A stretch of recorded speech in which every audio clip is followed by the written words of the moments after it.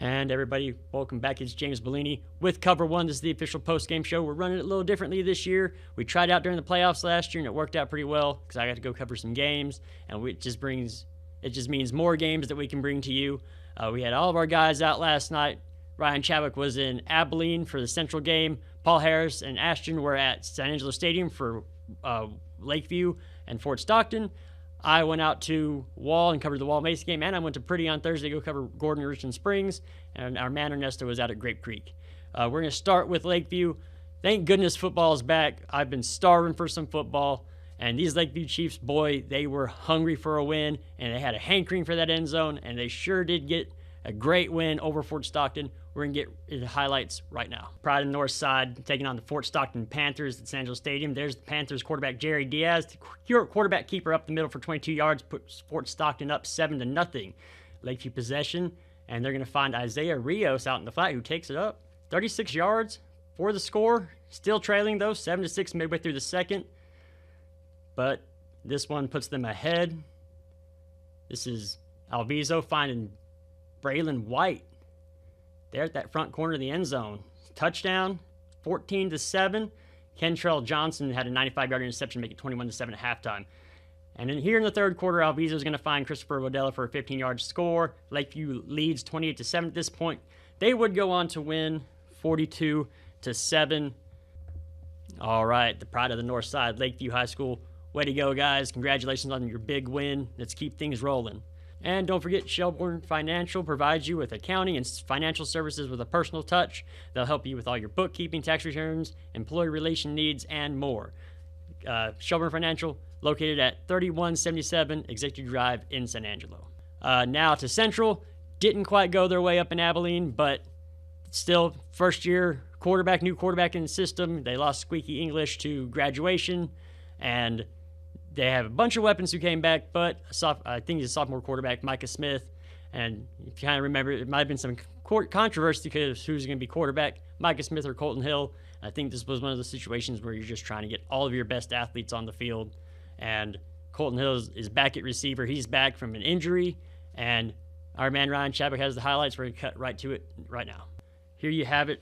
The Angry Orange defense starting things off right. Quarterback's going to try to take off, but he's going to fumble the ball, and that's Riley Onyx with the recovery there, a junior defensive lineman for the Bobcats.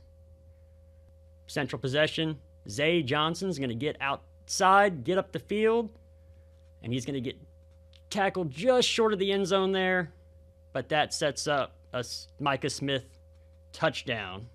If I had $1 for every time Ryan Chadwick got faked out in the game, I would not be here right now. But 7-0 Bobcats.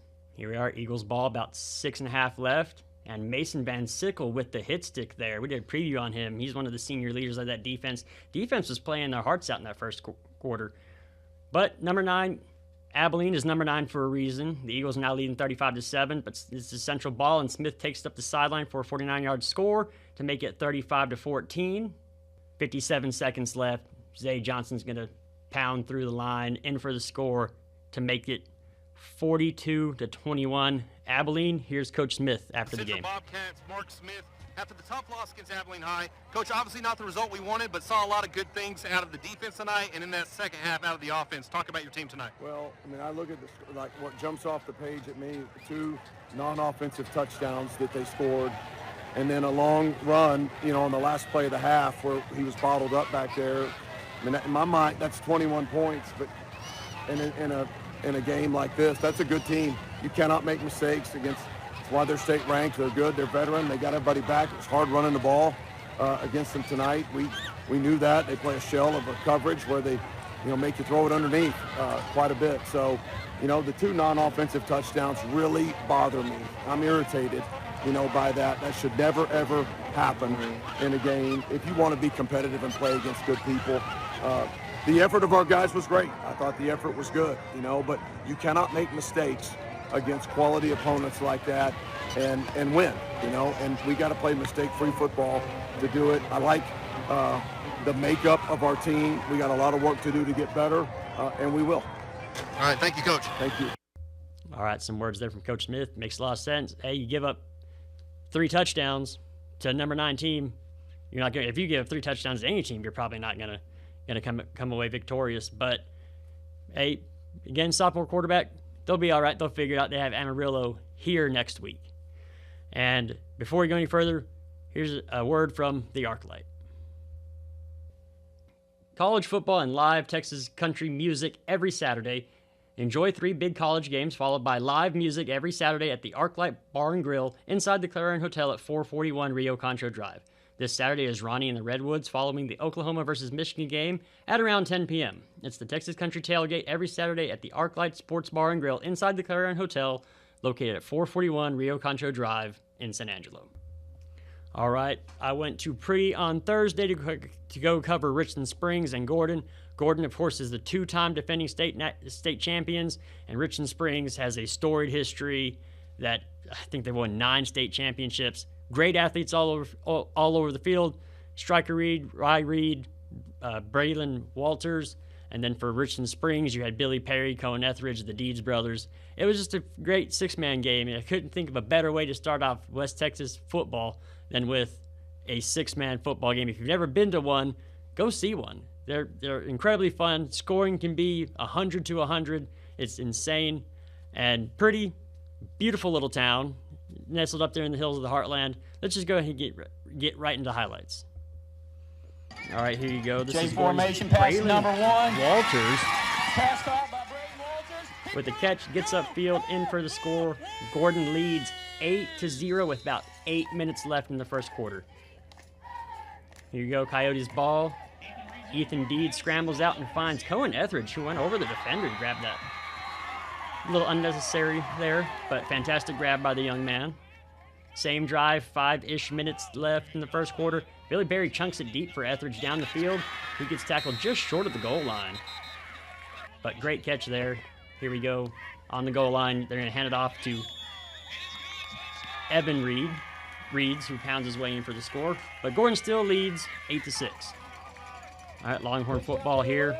They're going to hand it off to Striker Reed, who spins his way across the goal line for a score. Gordon leads 14-6 into the second. Richland Springs ball, and this is the third play of this series here. And this is why Gordon is so good. Their defense just held them out. Next possession here for Richland Springs, or for Gordon. They're going to take a shot downfield. And Ethan Deed is going to come up with the pick.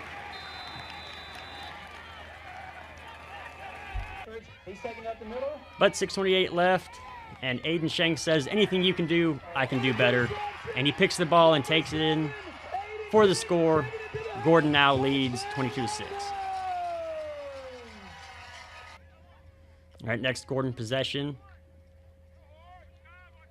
Striker here. He's going to find Braylon Walters again. Catches it, gets upfield, in for the score. 30-6, Gordon with about 5:25 left in the half. And Walters is going to do it again here on the sideline in the end zone. Boom, touchdown. 38-6. The Longhorns have started running away with it a while back, but it just proves that they are just that good. And Striker Reed is going to take this one because one touchdown just wasn't enough for him. He gets up, gets his second here. 46-6 at the half. And Gordon here has a chance to end it with the mercy rule, and they did just that. They find Asher Salinas, who not only catches but kicks as well. He's a damn good kicker. Gets across the goal line. Here's Mike Reed after the game.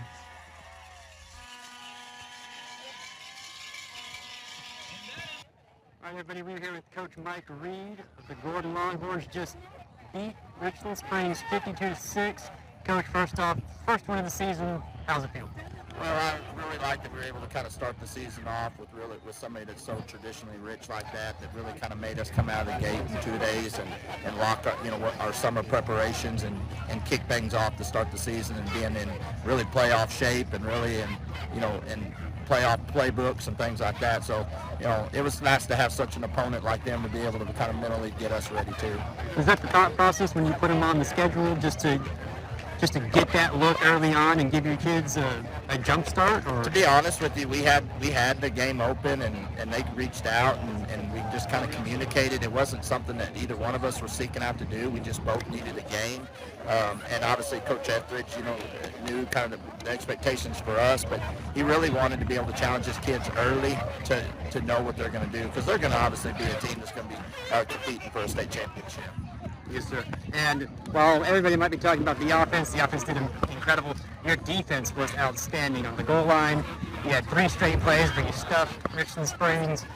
What's it like having those defenders out there that can just swing a game like that? Well, we lost 2 really, really good players last year, 2 seniors that were huge, and obviously, setting the defensive record that they did last year with the fewest points allowed ever by a state championship team of 7 points, in a game of 6-man that's designed to score is pretty remarkable for that group to be able to do.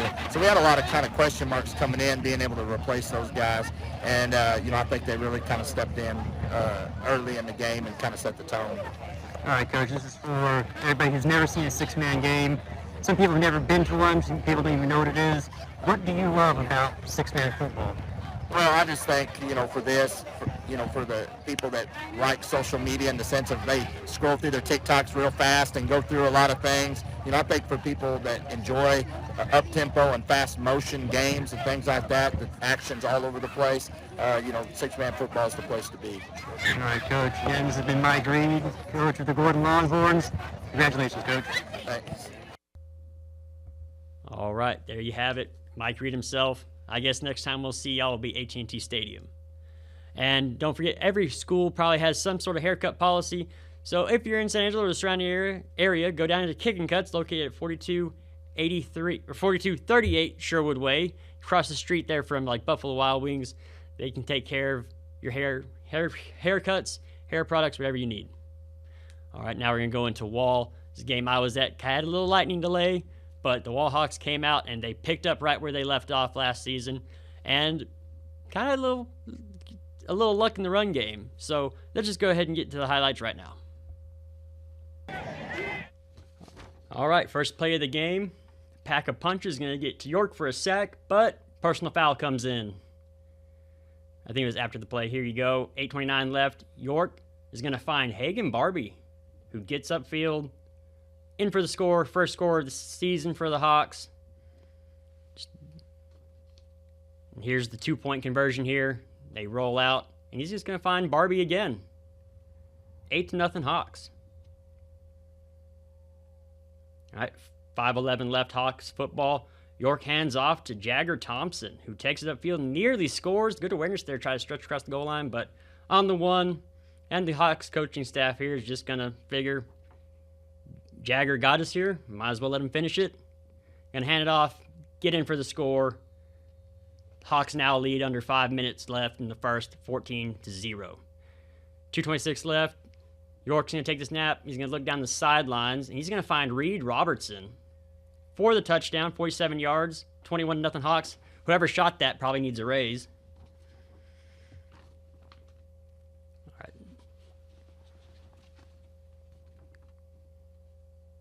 Here you go in the second. Wall threatening here.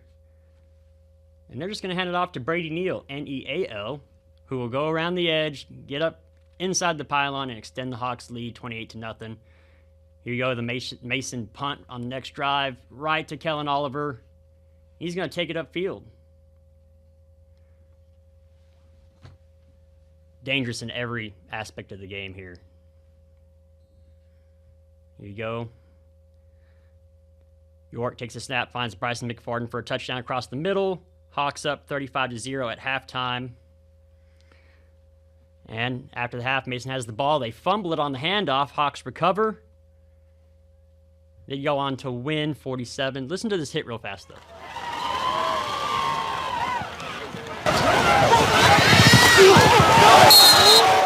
Oh, audio's not good. All right, we're here at head coach Craig Slaughter coaching for like 48 points on Mason. There's not a lot of teams in Texas that they've done that. First off, what's it like getting that first win of the season? You know, it's awesome, especially when the weather, at one point I was worried if we were going to play tonight, you know, and just, man, you need to see your kids do it, you know, when it matters, you know, with coaches off the field, it's not in the scrimmage, you know, and again, so many of those proven players made plays, and some kids maybe that haven't, our crowd may not know who they are, you know, they will soon because they're going to play at a high level. I know. You were worried about not even playing, but Alex got some players. Yeah, no, yeah, for sure. No, that's what. No, we got to empty the bench. That's fun. You know, everybody goes home happy and contributed. You know, we're proud of all of them. And it's like about your offense real fast. Landing yours back to the quarterback. It seemed not miss a beat from last year. Just seemed to build on that explosive offense. Yeah, he is just a great decision maker, great player. Great weapons, great scheme with him. You know, proud of the offensive coaches, proud of the kids that make us look smart. But you know, he's leading that ship, and you know, really going to have a big year. And proud of what he did tonight. And then defensively, I think that was one thing that might be a big question mark. A lot of people don't know though that you basically rebuilt this defense 3 years ago. Yeah, you kind of redo it again. You know, but you only gave up 7 goals. Well, hey, again in love. Again, I think quality athletes. Be aggressive, let them play. You know, and again, we rebuilt it a few years ago, and those dudes are going to play hard week in and week out. You know, proud of them, and looking forward to doing it again. And next week, we got Brownwood in Brownwood. That was a game last year though, where they were still installing the new offense, and maybe could have put a little more on the team, but we just decided, hey, we're going to take it at this pace. Well, you know, definitely. You know, one of our goals, you know, was Revenge Tour 2025. You know, there was a couple of teams that beat us last year that we'd love to pay them back, you know, and again, we know it's not going to be easy. That'll be a step up into, you know, a whole stratosphere. I mean, Brownwood is I know they competed well with Wiley tonight. You know, they're a strong program, proud program, and, you know, we're going to go give them our best shot. Okay, congratulations on the win. Appreciate you talking to us. Awesome. Thank you, man. Appreciate it. Thank you. All right. There you have it. Coach Slaughter had his team ready, and I think Mason, new head coach, they graduated a lot. They only brought back a few guys. They're going to be all right. It's kind of like the Gordon Richland Springs thing. It's not that Wall and Gordon are good or that Richland Springs and Mason are bad. It's just Wall and Gordon are just that good. There's not many teams that can say they 45 Gordon or they put up 48 on Mason. So they're going to get it figured out, and they're both going to be in the playoffs, I'm sure. And before we go any further, here's a word from Angelo MRI. Have you ever needed an MRI? Do you know someone that needs an MRI? And did you know that you have a choice? When your doctor orders an MRI, tell them that you choose Angelo MRI. The founders of Angelo MRI started Angelo MRI when they faced the high cost of MRIs from traditional medical facilities. That's why Angelo MRI offers a better way, a high-quality MRI for just $5.95. And Angelo MRI accepts all insurance, saving you time and money. It's your health, your money, and your choice. Angelo MRI, 4114 South Jackson in San Angelo, or look them up at angelomri.com. Remember, when your doctor orders an MRI, tell them that you choose Angelo MRI. Now in the first quarter, San Saba trying to get on the board. They're at the 2-yard line here, down 6-0. Quarterback's in shotgun. Actually, you know, he's under center. He's going to hand it off to the right, and he walks in. Touchdown, we are tied. So after that touchdown, it makes it 6-6 pending the extra point. San Saba is lined up in kick formation and looks like a botch snap, and it's tied. We are at 6 even. Here in the second quarter, it's 2nd and 22 for the San Saba Armadillos. Game is tied right now, and the quarterback is waiting for it. His shotgun. Dropping back to throw. He looks like he's just going to keep it himself as a draw play. And he's got some room. And he has nothing but sideline in front of him. And it's going to be a touchdown for San Saba. Time for the extra point attempt. San Saba has gained the lead now, up 12-6. Snap is down. And it is good. It's first down for the Eagles with 9 minutes to go here in the second quarter. Down 13-6. Quarterback's looking down the field, has a receiver, and it's intercepted. And he's got some return room here, and he's going right there out of bounds. It's 4th and 8 for Grave Creek now. 37 seconds on the clock, down 20-6 here in the second quarter. Players coming back to the line, and they are going to go for it. Quarterback drops back, and he another interception from Sensaba. It's halftime here in Grape Creek. The Grape Creek Eagles are down 20-6 at home. San Saba Armadillos, they were able to answer back after Grape Creek got on the board first. They tried to convert the 2 points, and they did not make it happen. And then after that, San Saba answers back. They did miss the extra point. Since then, after 2 turnovers, it has been all San Saba. Currently up 20-6 here in Grape Creek as the Eagles are in the locker room. We'll see if they're able to respond once we get to the third quarter. Second down for San Saba.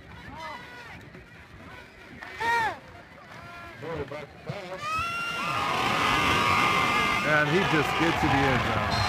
After another touchdown, it's 26-6 here in Grape Creek. San Saba able to score with a passing touchdown, and the kick is up, and it's good. And it's going to be first and goal for Grape Creek. The Eagles have it down 21 points. 2.5 to go here in the fourth quarter. Able to get down here to the 1 yard line. See if they keep it on the ground. Quarterback is waiting for it. And he gets a lot back to the 1 yard line. Well, they're going to call it a touchdown. And the Eagles are going to line up to go for 2. It's now 27-12. Keeping it himself, brought down for a loss, and that's going to be the score now, 27. This is Ernesto Rodriguez with San Angelo Live, and it's the final score, 27-12.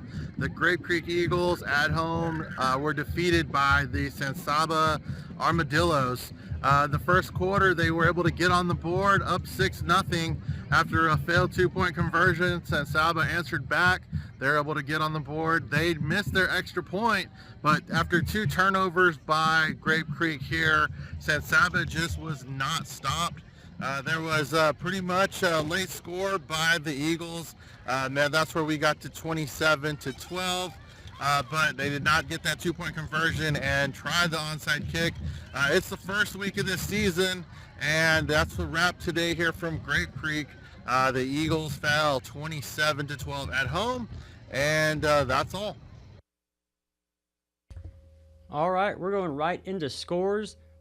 Big Spring, El Paso Riverside, 24-20, El Paso Riverside. Moving on, Odessa Compass and Sterling City. Odessa Compass, 49, Sterling City, 7. Junction and Goldthwaite. Junction is one of those teams that is looking to make it far again in the playoffs, 40-16, Junction. Albany and Stanford, Albany 21, Stanford 7. South Lake Carroll over Midland, 49-0. Pecos and Snyder. Pecos beat them 36-28. I heard they were in double overtime at one point. And San Angelo TLC at Tahoka, 28-12. San Angelo TLC, or Tahoka. And Lubbock Christian beat Wink, 49-26. Cahoma beat Forsan, 60-8. Early beat Bangs, 35-18. Wall beat Mason, 48-7. Lakeview beat Fort Stockton, 42-7. Seymour beat Colorado City, 33-27. Buena Vista beat Erie County, 49-26. Menard over Blanket, 57-25. Abilene Wiley over Brownwood, 25-0. Merkel over Ballinger, 38-26. Allen over Midland Lee, 46-13. Andrews over Clint, 54-0. Ozona over McCamey, 65-0. Ozona's running back Christian Villarreal had like 371 yards and 7 touchdowns or something like that. Something insane. So that 2A district around here needs to be on watch. Coleman over Eastland, 29-0. El Dorado over Cristobal, the battle of 277, 24-14, El Dorado. Abilene beat San Angelo Central, 42-21. Amarillo beat Odessa, 55-12. Ira Ann beat Smyre, 52-6. Sonora beat Miles, 40-0. Aspermont beat Blackwell, 72-24. Water Valley beat Grand Falls 54-0. San Saba over Great Prix 27-12. Brady over San Antonio Young Men's Legacy Academy or something, but 60-0 Brady. Medina over Rochelle 57-8. Eden over Paint Rock 50-0. Robert Lee over Lorraine 52-0. Zephyr over Very Best 46-0. Rankin over Happy 50-0. Reagan County over Olney 42-13. Frost beat Winners 45-21. Gordon beat Richland Springs 52-6. Bront beat San Saba 45-0. And Byron Nelson beat Wolford Friendship 30-7.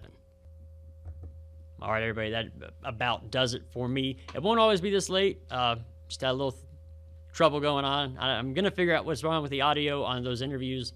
But thank you for watching Cover 1 Postgame Show. Next week is week 2. And football is the best time of the year.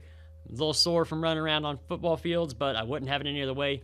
Thank you to all of our stringers who went out to games. Thank you for just putting in the time and work. And we're going to continue to do it. So we'll see you next week.